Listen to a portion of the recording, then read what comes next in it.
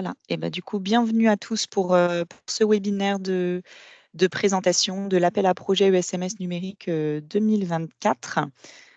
Et donc, on va se présenter. Rémi, je te laisse te présenter. Voilà, donc moi je suis Rémi Barba, je suis chargé de projet ESMS numérique à l'ARS des Pays de la Loire. Et donc, Alice Dreano, chef de projet ESMS numérique, donc au grade des Pays de la Loire. Et donc, on travaille tous les deux en binôme avec Rémi pour accompagner les candidats et les porteurs de projets. L'ordre du jour donc pour ce webinaire, l'idée c'est de vous rappeler au départ les principes généraux en fait du Ségur numérique en santé, donc vous rappeler notamment les objectifs. Ensuite, on parlera de ce qui nous intéresse spécifiquement aujourd'hui, c'est-à-dire le programme SMS numérique. Et puis bien sûr, on va vous décrire donc toutes les modalités du programme et notamment pour pouvoir déposer une candidature et puis comment faire du coup si vous êtes intéressé, si vous souhaitez déposer une candidature. Donc, je vous rappelle, n'hésitez pas à poser vos questions au fur et à mesure. Donc, le volet numérique du Ségur en santé, qu'est-ce que c'est? Tout d'abord, il faut savoir que ça concerne tous les acteurs de santé, du social et du médico-social. Donc, c'est en gros l'écosystème de santé au sens large du terme. Et donc, l'objectif, c'est de généraliser l'échange et le partage fluide et sécurisé des données de santé entre tous ces acteurs finalement de la santé, du social et du médico-social, dans le but bien évidemment d'améliorer la prise en charge des personnes. La finalité, c'est l'alimentation de mon espace santé. Donc, comme vous le savez, on bénéficie tous d'un espace santé, hein. Ils ont été tous ouverts au 1er janvier 2022, sauf pour ceux qui ont refusé son ouverture. Il y a un investissement qui est historique, puisque c'est un investissement de 2 milliards d'euros, donc pour permettre aux établissements du secteur de la santé au sens large, donc de franchir cette marche et prendre ce virage finalement du numérique. Alors on peut demander d'ores et déjà s'il y a une question. Peut-être pas tout de suite. Il n'y a pas de main levée, donc tu peux continuer. Très bien. Alors, on passe rapidement du coup à ce qui vous intéresse, le programme ESMS numérique, qui est donc une émanation finalement du Ségur numérique en santé. Donc, qu'est-ce que c'est ce programme? Eh bien, ce programme, il a débuté en 2021 et il se terminera en 2025, donc l'année prochaine. Et l'enjeu principal, c'est de faciliter la transformation du secteur social, médico-social, bien évidemment au bénéfice des personnes accompagnées et des professionnels qui réalisent cet accompagnement. Globalement, le but, c'est bien évidemment de faciliter la coordination entre les différents professionnels qui prennent en charge la personne, de faire en sorte que les informations qu'ils s'échangent, qu'ils partagent au sujet de la personne soient transmises de façon sécurisée et de façon donc efficiente grâce au numérique. Et tout cela, bien évidemment, dans le but aussi de favoriser donc une meilleure prise en charge pour la personne. Ce programme, il est finalement basé sur un sujet principal qui est donc le DUI, le dossier usager informatisé, que vous connaissez aussi peut-être comme étant appelé un logiciel métier. Finalement, c'est le logiciel qui est utilisé dans le secteur par les professionnels qui réalisent l'accompagnement. Et donc, le but de ce programme, c'est d'équiper tous les établissements et services sociaux et médico-sociaux d'un logiciel DUI qui est référencé Ségur, c'est-à-dire pour lequel l'État a validé le fait qu'il répondait bien aux exigences qui ont été mises en place donc, par l'État. Donc, 630 millions d'euros d'investissement au niveau national sur 5 ans. Et donc, comme on vous le disait, là, on est dans l'avant-dernière année du programme, c'est-à-dire qu'il ne reste plus que 2 ans pour financer son DUI via ce programme, donc l'année 2024 et l'année 2025, qui sera la dernière année de financement de ce programme.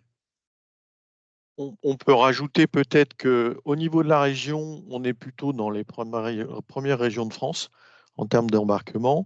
Sur le secteur PH, on a embarqué les 2 tiers des établissements de la région. Donc c'est important pour nous d'embarquer le dernier tiers sur les 2 ans qui viennent. On est malheureusement un petit peu en retard sur le secteur PA, puisqu'on est à peu près à la moitié des établissements. Donc ça veut dire qu'il nous reste encore beaucoup d'EHPAD à embarquer. Sur le domicile, il y a encore beaucoup de travail, mais l'ambition au niveau national est un peu moins élevée puisqu'elle est à 60%. Voilà, donc c'est important pour nous d'arriver à venir vous chercher pour vous embarquer dans ce programme. Voilà. Absolument. Merci Rémi.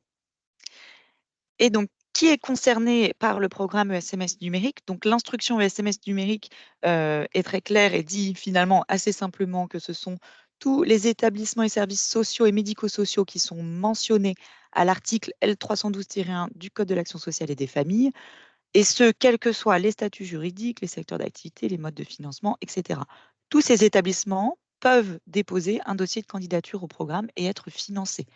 D'accord? Donc, globalement, il s'agit donc des secteurs personnes âgées, personnes en situation de handicap, le domicile, la protection de l'enfance, personnes en difficulté spécifique, accueil, hébergement, insertion et protection juridique des majeurs. Voilà pour l'éligibilité. Je rajoute une petite chose encore.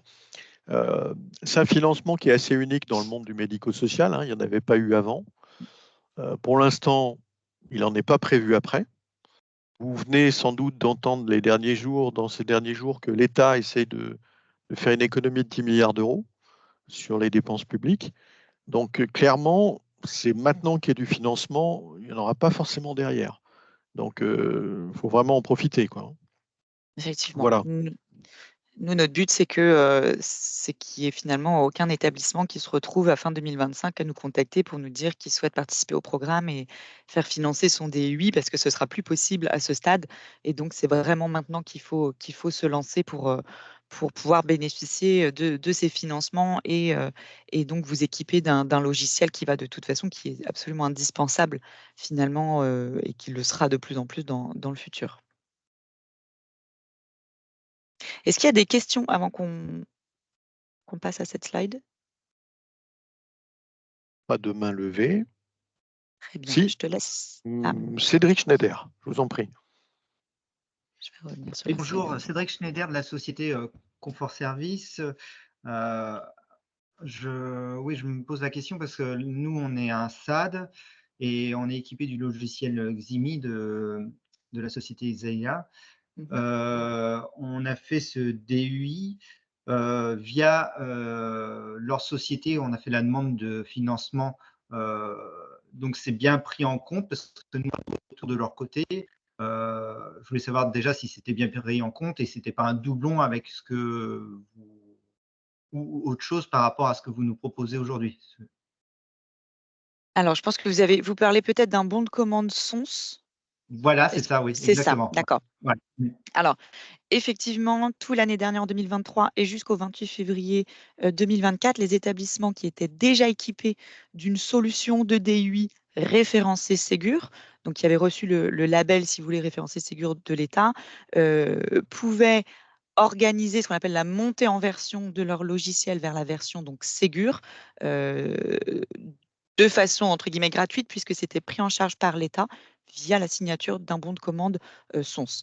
Donc, si vous avez signé un bon de commande SONS, c'est très bien, il n'y a pas de souci. Ça veut simplement dire que votre éditeur, du coup, donc va vous contacter sous peu, j'imagine, pour vous dire quand est-ce qu'il va vous mettre en place la nouvelle version et puis vous dire ce qu'il a prévu en termes de formation, etc. Néanmoins, si vous avez signé un bon de commande SONS, vous allez le voir juste après, vous pouvez aussi demander à candidater au programme SMS numérique et on va vous expliquer les modalités. L'idée, c'est que si vous signez un bon de commande SONS et vous faites tout avec l'éditeur, vous pouvez très bien le faire tout seul avec l'éditeur, mais si vous souhaitez bénéficier de financement pour qu'on vous accompagne un peu plus dans l'utilisation de cette nouvelle version de votre DUI, vous pouvez vous regrouper avec 15 autres SMS, 14 autres minimum, et faire une candidature SMS numérique. Mais on va le voir juste après. Oui. Alors, précision aussi, c'est que si vous avez signé le bon de commande SONS, c'est que vous êtes plutôt partant pour garder cette solution. Et il est vrai que nous, vu ce qu'on vient de dire, dans les 2 dernières années, notre priorité, c'est plutôt ceux qui veulent changer de logiciel. Alors, ça n'empêchera pas qu'on peut financer en plus, en effet, du matériel, de l'accompagnement, mais en effet, la structure projet de l'ESMS numérique est un petit peu plus complexe. Donc, ça dépendra de ce que vous, Monsieur Schneider, vous voulez faire. Mais vous pouvez vous contenter d'un bon de commande SONS et de faire l'évolution de vos logiciels. Ça mobilise un peu moins les professionnels et vous n'avez pas d'atteinte de cible à réaliser en termes d'usage. D'accord. Est-ce qu'on a répondu à votre question? C'est très clair, oui. Oui. Parfait. Merci. Merci. Je vous en prie. D'autres questions? Alors oui, les résidences. Allez-y, je vous en prie. Je n'ai pas de nom, mais je vous en prie. Résidence Les Camélias. Très bien. Alors, vous avez votre micro coupé, Il est coupé, oui. j'imagine. Ouais.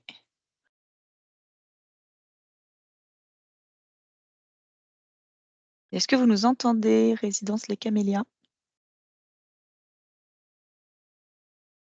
Non. Alors, n'hésitez pas, si vous n'arrivez pas à activer votre micro, n'hésitez pas à écrire votre question dans la conversation. Et sinon, à prendre la parole dès que vous pourrez. En attendant, on va continuer, si ça vous va. Je t'en prie, oui. Hop, je te laisse la main, Rémi. Alors, donc l'appel à projet pour l'ARS des Pays de la Loire a été publié. Donc les candidatures, le dépôt des candidatures est ouvert depuis le 15 janvier et il va rester ouvert jusqu'au 15 septembre. Ceci étant dit, compte tenu de l'enveloppe dont on dispose, quand l'enveloppe entre guillemets est attribuée, on n'a plus entre guillemets de financement pour la fin d'année. Donc c'est toujours mieux de déposer le plus tôt possible dans l'année. Ensuite, sur les projets multirégionaux, puisque vous pouvez parfois monter des grappes sur plusieurs régions, et compte tenu de la complexité des financements, ces projets-là, on essaye de demander les dépôts avant le 1er juin. Ensuite, sur cette période, donc entre le 15 janvier et le 15 septembre, on va organiser 3 comités de sélection. Le premier comité de sélection, il va prendre toutes les candidatures qui ont été déposées avant fin mars et il aura lieu le 16 avril 2024. Le deuxième comité, il va prendre tous les dépôts entre le 1er avril et le 30 juin avec un comité de décision le 9 juillet. Et le dernier comité, il va clôturer finalement cette période de dépôt. Il aura lieu le 1er octobre. Clairement, par rapport à ça, il faut savoir que non seulement les candidatures sont accompagnées, mais quand de fait elles sont accompagnées, en fait, tous les projets sont éligibles. Il n'y a pas, on ne sélectionne pas un ou un autre, un projet ou un autre projet. Tous ceux qui sont éligibles sont financés. Pour la raison qu'on a dit au début, c'est que l'idée pour nous, c'est que tout le monde puisse embarquer dans le programme.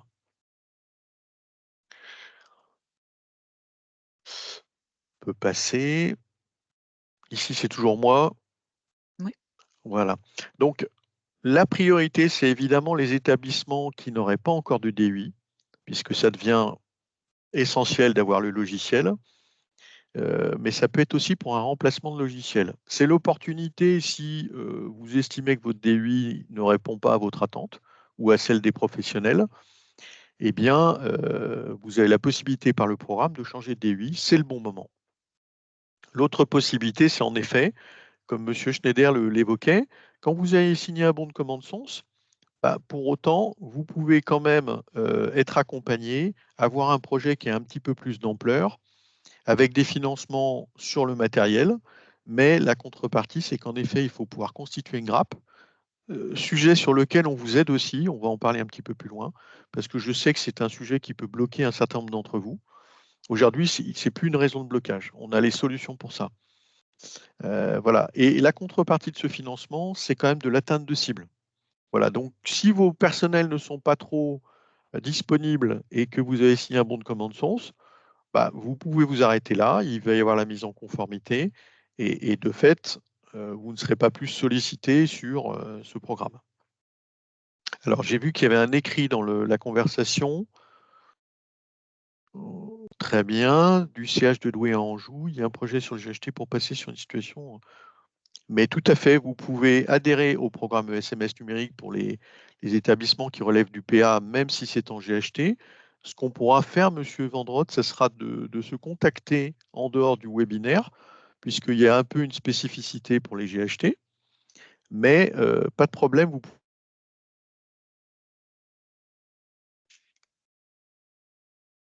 Ah, je crois que Rémi est figé. Le DUI sillage. Okay. Et il a été financé en début de programme. Et je vois la résidence Les Camélias qui nous dit bonjour. Est-ce que vous avez votre micro qui est à nouveau opérationnel? A priori, non. Bon, donc nous continuons, je suis désolé. Page suivante. Donc, je note à Monsieur Vendrotte de vous recontacter pour qu'on puisse échanger à ce sujet. Hop. Voilà, alors oui, autre spécificité, on peut très bien monter une grappe de projet dans laquelle on aurait des signataires du bon de commande SONS et des personnes à côté qui, eux, veulent faire une acquisition, ce qui permet d'avoir une grappe de 15 établissements et de faire quand même le programme SMS numérique. Avec Alice, nous accompagnons plusieurs grappes qui sont mixtes, que l'on appelle mixtes. Absolument. Alors, la résidence Les Camélias, qui est un peu notre fil rouge aujourd'hui. Je n'ai pas de micro, nous sommes dans une résidence. Alors, tout à fait, vous êtes éligible au programme SMS numérique. Alors, vous avez aujourd'hui un DUI. Alors, il y a deux solutions. Ou le DUI vous plaît et vous l'avez peut-être fait Ils mettre n'en à ont jour. pas. Ils n'en ont pas, d'accord. Oui, non, ils n'en ont pas. Eh bien, ce qui est intéressant dans le fait de s'en munir, c'est qu'en effet, aujourd'hui, on est au tout début de la numérisation du médico-social, en tout cas dans son financement. Et il est utile pour vous de vous en munir pour ne pas être, entre guillemets, isolé par rapport au cercle d'accompagnement. Alors, il est vrai que pour les résidences autonomie, il y a un petit peu moins d'enjeux, mais néanmoins, vous accompagnez des gens, vous hébergez des gens qui sont au début de leur perte d'autonomie. Et ce qui peut être intéressant de mettre dans votre DUI, ce sont des informations qui vont être utiles dans la suite de l'accompagnement. Tout à fait. Comme vous intervenez au début souvent de la prise en charge des personnes âgées, c'est important, comme dit Rémi, de se munir d'un DUI.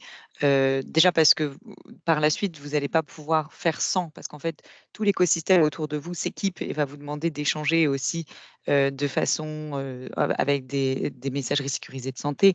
Va vous demander, vous allez devoir accéder peut-être au dossier médical partagé des personnes, ne serait-ce que pour voir des données administratives. Donc effectivement, c'est le moment de s'équiper et c'est le moment parce que là, il y a des financements. Donc, les résidences autonomie, on en a déjà financé pas mal, mais effectivement, vous êtes bien éligible. Il faut bien garder en tête que le programme n'est pas dédié qu'aux établissements qui sont médicalisés. D'accord? C'est C'est vraiment tous important, oui. les établissements. Effectivement, il y a un enjeu qui est encore plus fort pour ceux qui sont médicalisés, mais c'est ouvert à tous. Très bien. Slide suivante. Super.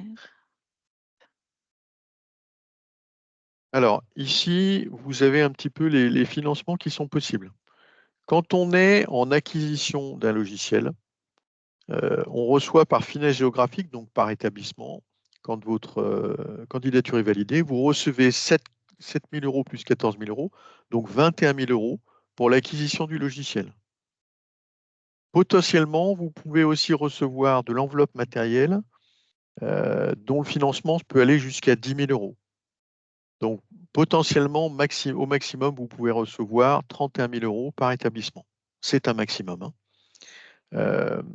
Voilà, quand vous êtes membre d'une grappe beaucoup plus importante, les financements se font sans le financement matériel. Quand on est sur un OG qui est à plus de 16 finesses, de 16 à 49 finesses, on n'a pas de financement matériel. Ceci étant, par exemple, si je prends l'exemple des grappes d'EHPAD, on a des très grosses grappes d'EHPAD qui sont à plus de 30 établissements et nous sommes susceptibles pour ces grappes-là d'accorder 100 000 euros de plus, vous le voyez en haut à droite du tableau, 100 000 euros de plus à la grappe pour qu'elle ait vraiment les moyens d'aller au bout du projet et d'être correctement accompagnée. Nous avons des grappes multi-OG qui sont financées jusqu'à 1 million d'euros aujourd'hui. Bon, c'est un petit peu le maximum. Pour ceux qui sont en mise en conformité, donc ceux qui ont signé un bon de commande SONS, vous voyez que les financements sont un petit peu différents, puisqu'au lieu de 7 000 euros, vous recevez 5 000 euros. Et en fait, vous n'avez pas d'acquisition à faire, donc en effet, vous n'avez pas les 14 000 euros. Vous êtes passé par le SONS pour faire la mise à jour. Et comme pour les autres établissements, potentiellement, vous pouvez recevoir jusqu'à 10 000 euros de financement pour le matériel et infrastructure. Je ne m'étends pas sur les autres pour les financements des plus grosses grappes. Ce qui est important, je pense, c'est surtout le financement que vous pouvez avoir pour chaque établissement. Il y a une question de Madame Léry, je vous en prie. Oui, alors bonjour à tous, déjà j'ai pris en cours. Excusez-moi. J'avais une question par rapport au devis à signer. Qu'est-ce qui rentre? Parce que moi, au début, j'avais signé un devis SONS. Finalement, on était sous social ayant été racheté par Ximi. Du coup, on va basculer sur cette transition-là. Aujourd'hui, le devis a vachement augmenté par rapport à ce qu'il nous propose. Qu'est-ce qui rentre en ligne de compte, dans ce devis qu'on signe, en fait? D'un devis à 2 000 euros, j'en suis rendu à plus de quasiment 12 000 euros. Donc, Vous parlez d'un j'aimerais juste. devis, vous À parlez une du bon de acquisition. commande SONS ou une acquisition? En fait, Alors, on bascule sur une acquisition, mais après, oui. peut-être que vous avez, Madame Drano, plus d'infos. Alors, en fait, ce qui se passe, c'est que vous êtes dans un cas particulier où il y a eu un rachat de solutions par un éditeur. Vous aviez signé un bon de commande SONS avec Social, mais qui du coup est caduque à ce jour, puisque la solution a été rachetée par l'éditeur Xelia, et que Xelia, du coup, propose à tous les clients Social de passer sur Ximi. Dans ce cas, effectivement, c'est plus un bon de commande SONS, c'est un contrat d'acquisition d'une nouvelle solution de DUI. Et donc, vous voyez que finalement, 12 000 euros, c'est normal que du coup, ce ne soit pas du tout les mêmes montants que les montants alloués dans les cas des bons de commande SONS pour l'éditeur, puisque là, ce n'est pas une montée en version, c'est carrément un changement de solution. 12 000 euros, vous voyez que finalement, dans le programme SMS numérique pour les acquisitions, il y a 14 000 euros, jusqu'à 14 000 euros qui sont prévus par établissement pour l'acquisition de la solution. Donc, un devis à 12 000 euros pour l'acquisition d'une nouvelle solution de DUI, ça ne me choque pas. Enfin, c'est en ligne, en tout cas, avec ce que le programme prévoit. L'idée pour Xelia, c'était qu'il devait, nous, ce qu'on sait, parce qu'on a des collègues qui ont contacté l'éditeur, ils devaient monter une grappe, eux, être à l'origine de la création d'une grappe pour tous les anciens clients sociaux qu'ils vont faire passer sur Ximi. Donc l'idée, ce serait que voilà, ils vont vous regrouper et vous permettre donc de bénéficier des montants, enfin des financements alloués par le programme SMS numérique pour justement couvrir vous le montant du contrat qu'ils vous ont envoyé. C'est très bien. Merci beaucoup. Je vous en prie. Donc il y avait une question, sommes-nous obligés de faire partie d'une grappe? Alors, la candidature au programme ESMS numérique, c'est un des premiers points, effectivement. On ne peut pas candidater seul pour ces financements.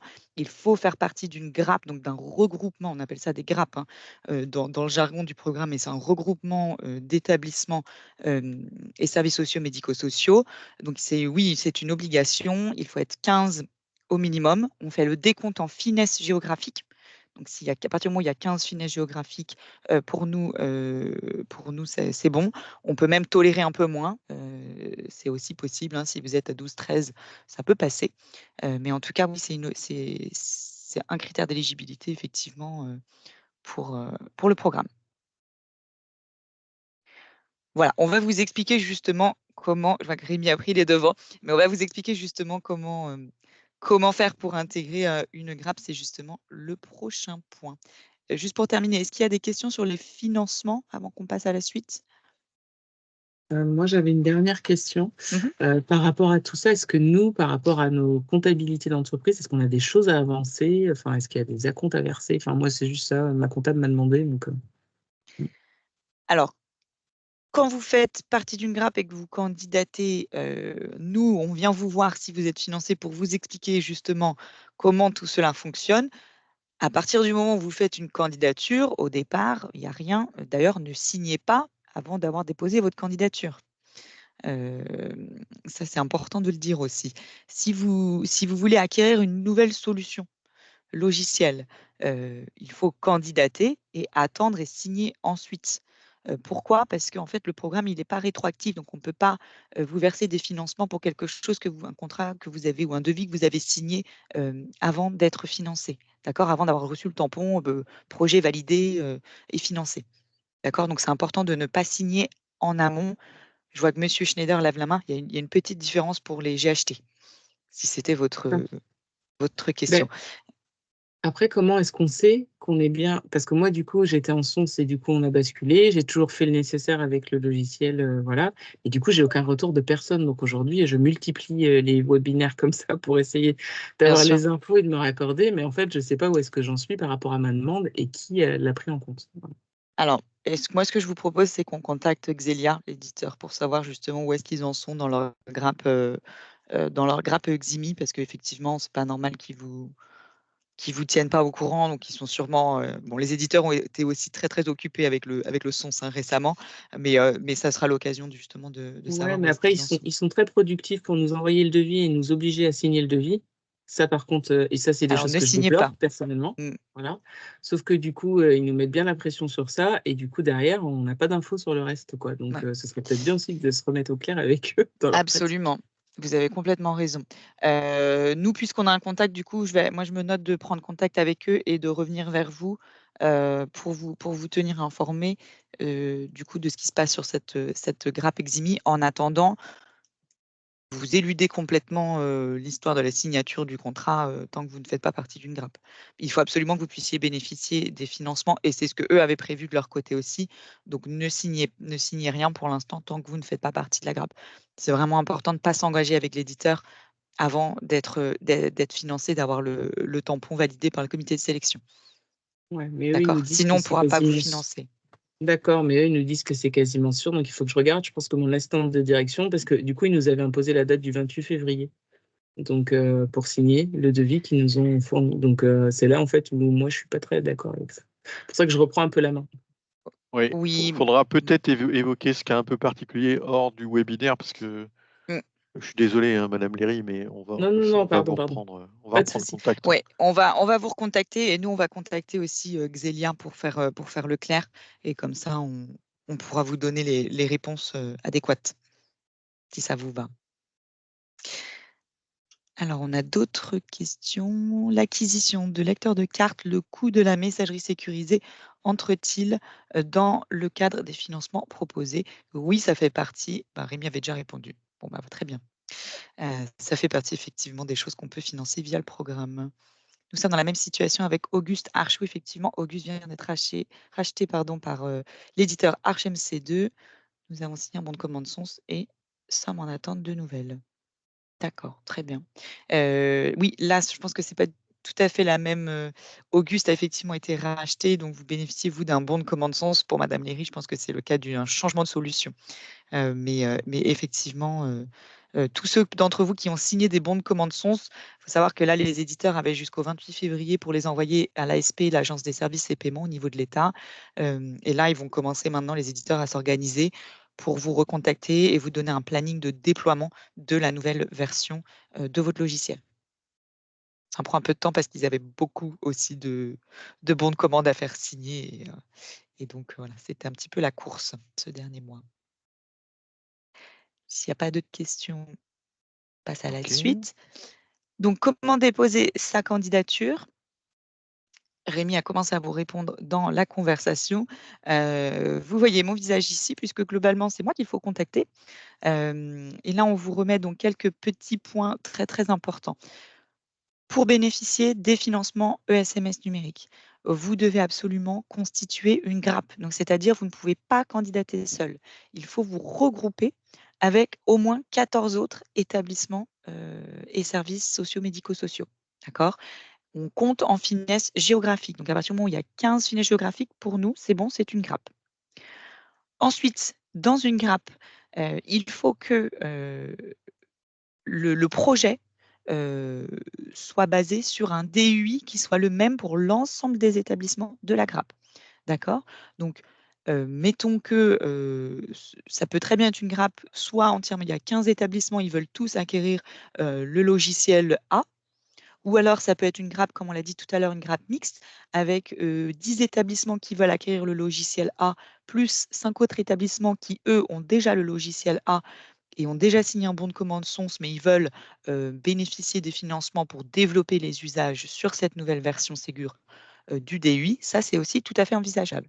Donc, il faut être 15 et il faut que le projet concerne le même DUI pour tous les établissements.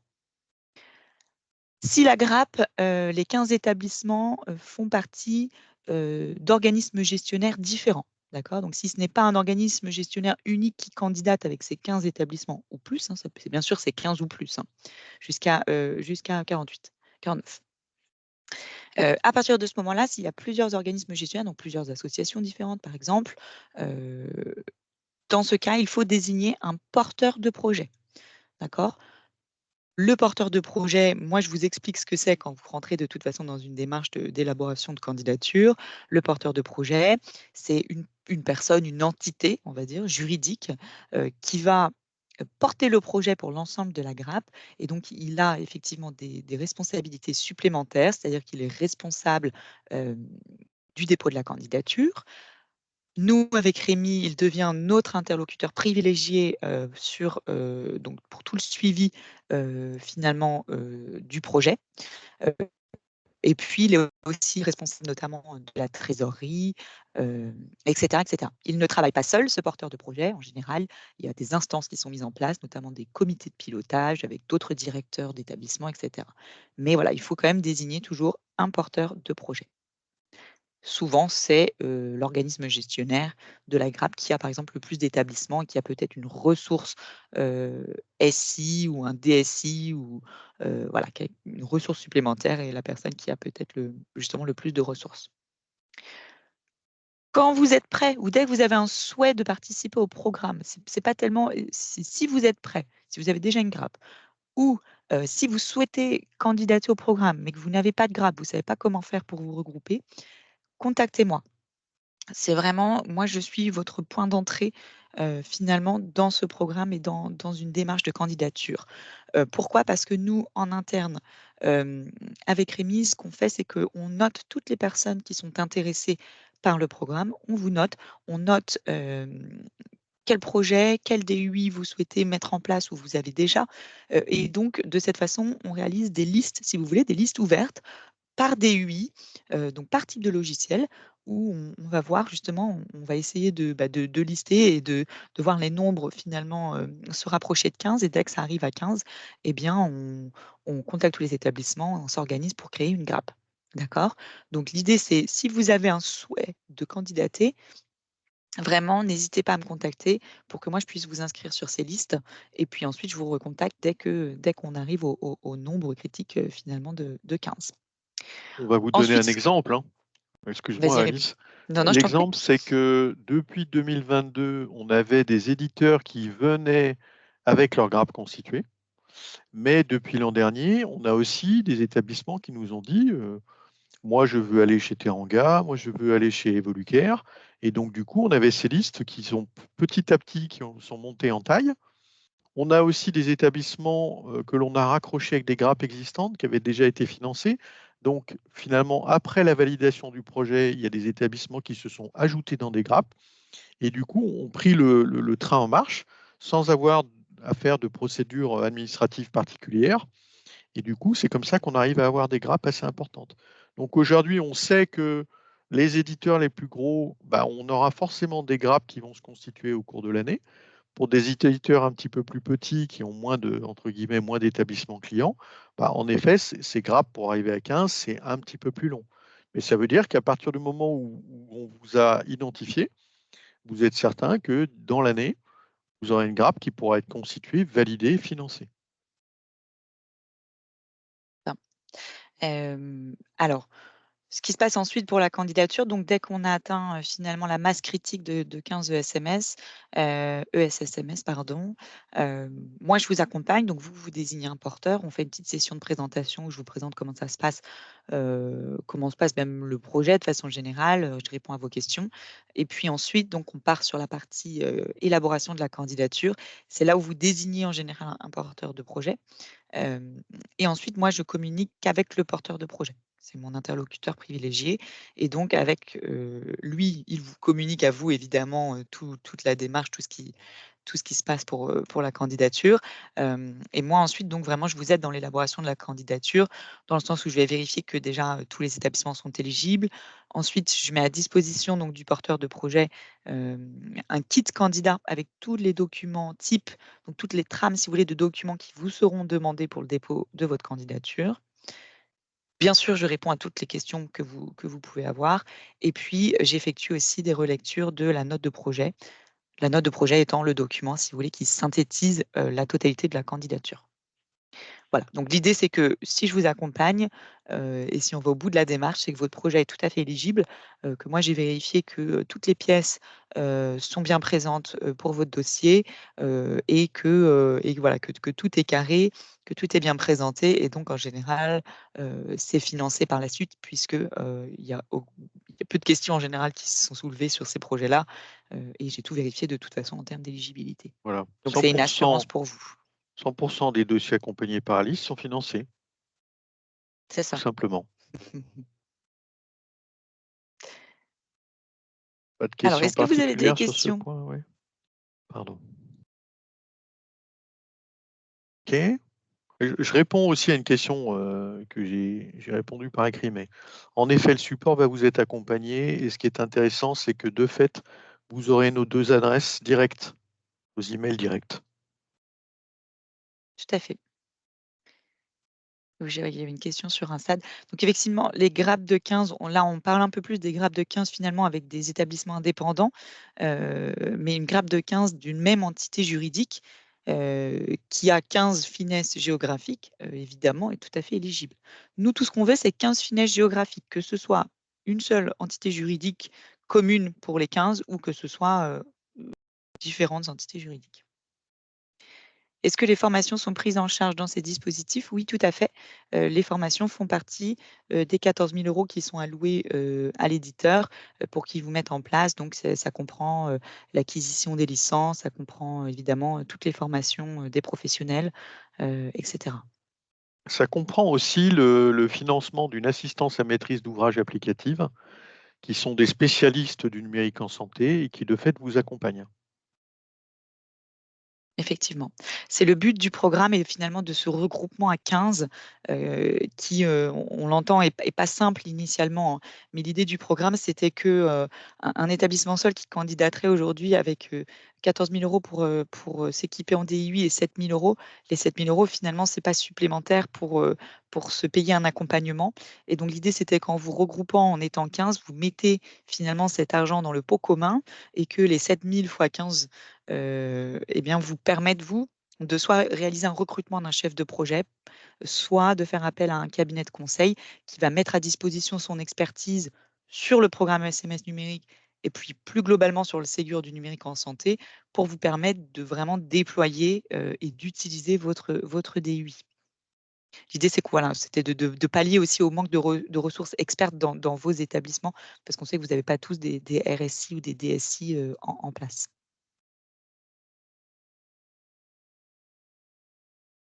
Alors, je passe à la suite. On arrive à la fin de la présentation. Les petits messages clés à retenir. Donc, très important, le programme dure 5 ans. On est dans les 2 dernières années du programme. Donc, 2024 et 2025 sont les 2 dernières années de financement. Donc, il est vraiment temps de se lancer puisqu'après ça, il y aura a priori plus de financement pour les DUI, pour les ESSMS. Donc, vraiment, contactez-nous maintenant. Que votre établissement soit médicalisé ou pas, il faut vous équiper d'un DUI. On en a parlé tout à l'heure, les résidences autonomie sont bien éligibles au programme. Ça rejoint ce que je disais juste avant. Médicalisé ou pas, si vous faites partie du L312-1 du CASF, vous êtes éligible au programme. Les EHPAD, et ça aussi on l'a évoqué, les EHPAD rattachés à des GHT sont également éligibles avec des petites spécificités. Donc là aussi, ne pas hésiter à nous contacter. Donc on va vous recontacter, monsieur Schneider. Alors, Monsieur Schneider, on a un scoop pour vous, c'est qu'on a un GHT de la région, je ne vais pas dire lequel pour maintenir le suspense, qui va candidater pour ce premier comité de décision. Donc, on attend votre candidature pour le deuxième comité de décision, bien C'est sûr. ça. On reprendra contact avec vous pour vous faire part des modalités un peu plus spécifiques pour les EHPAD rattachés à des GHT. Ce qu'il faut retenir aussi, c'est donc pour vous aider à constituer une grappe de 15 ESSMS, il y a plusieurs solutions. Déjà, vous pouvez peut-être autour de vous, peut-être que vous connaissez des établissements qui sont dans la même situation que vous, qui veulent le même DUI que vous, ou qui ont le même. Si ce n'est pas le cas, vous pouvez aussi contacter l'éditeur que vous avez choisi, ou, et c'est probablement la meilleure façon de le faire, vous nous contactez, nous, surtout moi, et moi je vous inscris sur les listes qu'on a donc ouvertes par des UI, et puis dès que ça atteint donc 15, je vous recontacte pour vous dire que on peut créer une grappe. Voilà, c'est la fin de cette présentation. Donc le support, il vous a envoyé, de fait, vous aurez nos adresses email directes. Et c'est sur ce mail que je vous propose en effet de répondre pour pouvoir aller plus loin dans la démarche et avancer ensemble. Et la dernière phrase, Alice ne l'a pas citée, mais cet aspect accompagnement, il est important parce que, en fait, clairement, de la candidature, donc dès maintenant jusqu'à la fin du projet, vous êtes accompagné d'un bout à l'autre, que ce soit par les AMOA, par le grade et par l'ARS également. Monsieur Rousset, bonjour. Allez-y, prenez la parole si vous le souhaitez. Monsieur ou Madame Rousset, pardon.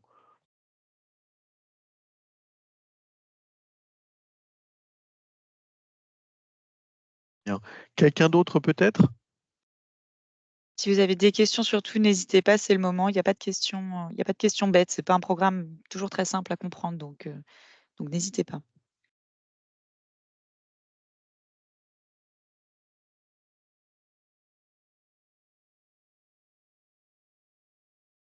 Pas de questions? Très bien. Eh bien, écoutez, dans ce cas, on vous envoie le support. Et puis, Monsieur Schneider, est-ce que c'est, je ne sais pas si c'est Alors, une question que vous oui. avez. Oui. Non, c'est pas une question, c'est pour revenir. Oui, je reste présent sur la demande de candidater, hein. D'accord, Très bien. très bien. On va vous contacter. Ok, très bien, merci. Je vous en prie. Évidemment, on vous attend tous pour candidater, hein. Vous avez bien Voilà. compris, il faut se lancer le plus tôt possible. On est à votre disposition. Nous, notre rôle, c'est vraiment de vous accompagner et de rendre cette procédure la plus simple possible et la plus fluide possible. Donc, n'hésitez pas. Je vois qu'on a une question. Je souhaiterais comprendre l'environnement du DUI avec la CIP Santé, le DMP et les médecins libéraux. Alors, Alors, on peut essayer de vous faire une phrase assez simple, hein, puisque en effet, il y a beaucoup d'acteurs. Ce qu'il faut se dire, c'est que jusqu'à présent, tous les spécialistes, tout le cercle, tous les soignants avaient plus ou moins leur logiciel dans leur cadre de travail. Là, l'idée, en effet, c'est qu'en fait, tous les logiciels de tous les spécialistes soient interopérés vers le dossier médical partagé. Pourquoi? Eh bien, finalement, depuis qu'on a créé le dossier médical partagé pour tout le monde, bah, tous ces professionnels sont amenés à déposer des documents qui sont accessibles pour les usagers, dont nous, bien sûr, hein, via mon espace santé. Et quelque part, si je prends le cas d'un EHPAD, l'équipe de soins qui va accompagner les usagers dans l'établissement aura accès à tout l'historique qui est stocké dans le dossier médical partagé et pourra lui-même déposer certains documents. Mais je crois que dans notre cadre d'activité du social et médico-social, ce qui est important, c'est de permettre aux professionnels qui réalisent l'accompagnement, qu'ils soient soignants ou non soignants, d'accéder aux différents documents qui sont déposés par les autres professionnels. Donc vous voyez que ce qu'on essaye de constituer, c'est un énorme réseau de systèmes d'information pour faciliter l'échange de données, l'échange d'informations, tout ceci devant être sécurisé, évidemment. Et on est au tout début. Donc c'est vrai que si vous n'avez pas le DUI interopéré, si vous n'avez pas cet équipement de base pour pouvoir aller regarder les informations des autres professionnels, en réalité, pour ce qui va suivre, et je pense notamment à l'ordonnance numérique, vous serez isolé dans votre établissement avec un logiciel qui n'est pas à jour, qui n'est pas capable de le faire. J'espère avoir répondu, monsieur ou madame Rousset, à votre question. Oui, merci. Donc, c'est madame Rousset. Par contre, c'est peut-être pas l'endroit, mais on se pose beaucoup de questions éthiques sur les accès aux documents. Donc, vous avez dit soignants et non soignants. Je suis en secteur personnes âgées. Vous savez fort bien qu'il y a une fracture numérique, qu'au contraire, ces dispositifs vont éloigner les personnes âgées de leur dossier, qui vont être pris en charge par leur famille.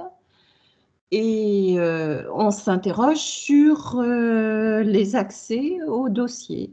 Et si on va avoir des informations complémentaires sur la gestion des accès au dossier des personnes par la ZIP Santé ou par l'ARS ou voilà.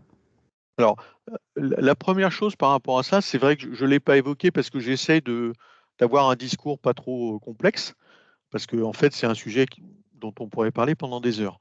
La première chose, c'est qu'en effet, la partie dossier médical partagé, en fait, elle est accessible aux différents professionnels avec des accès réglementés. Il y a une matrice d'habilitation qui fait que moi, par exemple, qui ne suis pas un soignant, je n'ai pas accès aux informations de soins. Celui qui a le plus d'accès, c'est évidemment le médecin traitant. D'accord? La deuxième chose, c'est que, en effet, ce dossier médical partagé, moi, j'ai démarré mon espace santé. J'y vais assez rarement, mais si je souhaite aller regarder des documents, je peux aller voir. Les deux choses importantes, c'est que surtout les professionnels de santé puissent avoir accès aux différents documents, que moi, usager, je puisse aller regarder les documents. C'est surtout une question de droit. J'ai le droit d'avoir l'information quant à mes documents de santé. Mais ce qui est important aussi pour moi, c'est que surtout les professionnels qui m'accompagnent dans ma santé, eux, aient bien accès à ces différents documents. Donc je dirais que si une personne n'est plus en capacité d'aller regarder ces documents, bah, des professionnels vont pouvoir le faire pour s'occuper de la santé de l'usager. La deuxième chose, c'est qu'en effet, aujourd'hui, normalement, on ne partage pas ces codes.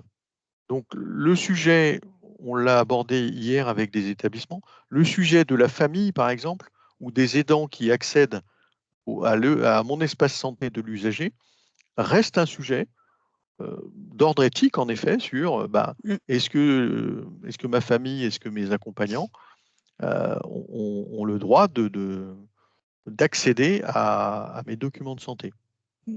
On pourra reprendre contact avec vous, madame, dans ce cadre-là, puisqu'il y a des webinaires qui expliquent un petit peu tout ça, un petit peu plus dans le détail.